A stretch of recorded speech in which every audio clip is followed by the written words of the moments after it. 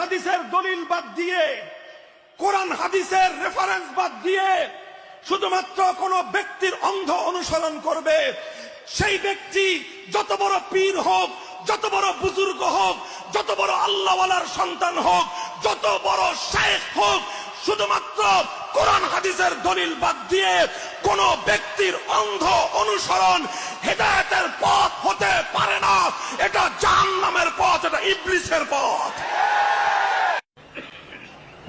সুতরাং আল্লাহ পাক যে বলছেন যে শয়তানের ইবাদত করতে তোমাদেরকে নিষেধ করেছি, তার অর্থটা কি?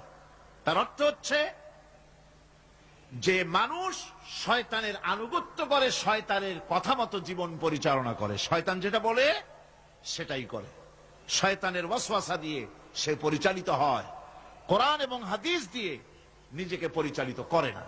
এটাই হলো শয়তানের আনুগত্য করা। কিয়ামতের দিন আল্লাহ রাব্বুল আলামিন বলবেন, احشروا الذين ظلموا وأزواجهم وما كانوا يعبدون من دون الله فاهدوهم إلى صراط الجحيم।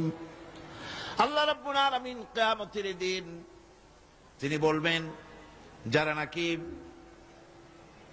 সেই সমস্ত শয়তান এবং তার অনুসারী, যারা নাকি আমাকে বাদ দিয়ে যারা অন্যদের ইবাদত করত, সেই ইবাদত যাদের করত, আনুগত্য গোলামি যাদের করত, তারা এবং তাদের সাথী সঙ্গী সবগুলিকে একত্রিত করো আর জাহান্নামের রাস্তা দেখিয়ে দাও, সকলকে জাহান্নামের পথ দেখিয়ে দাও। এই আয়াতে কারিমা দিয়ে প্রমাণ করা হচ্ছে, বোঝানো হচ্ছে আনুগত্য হতে হবে কেবলমাত্র আল্লাহ পাকের।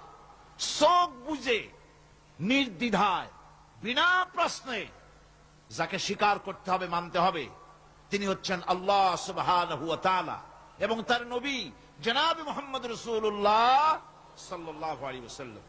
অন্য কাউকে কোরআন হাদিস দিয়ে যাচাই না করে কারো মতকে গ্রহণ করা যাবে না।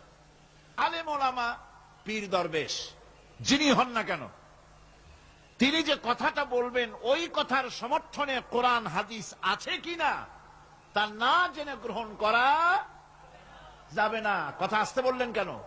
গ্রহণ করা, এটার নাম ঈমান। এটার নাম কি? ঈমান। পীর সাহেব যদি বলেন পাগড়ি বাঁধতে হবে 15 হাত, হ্যাঁ 15 হাত কেন, 21 হাতও বাঁধবো, দেখতে হবে রাসূল করিম সাল্লাল্লাহু আলাইহি ওয়াসাল্লাম ওরকম বেঁধেছেন কিনা। এটার নামই হচ্ছে ঈমান। এটার নাম কি? ঈমান। পীর সাহেব শিখায় দিলেন এরকম জিকির করো সকালে,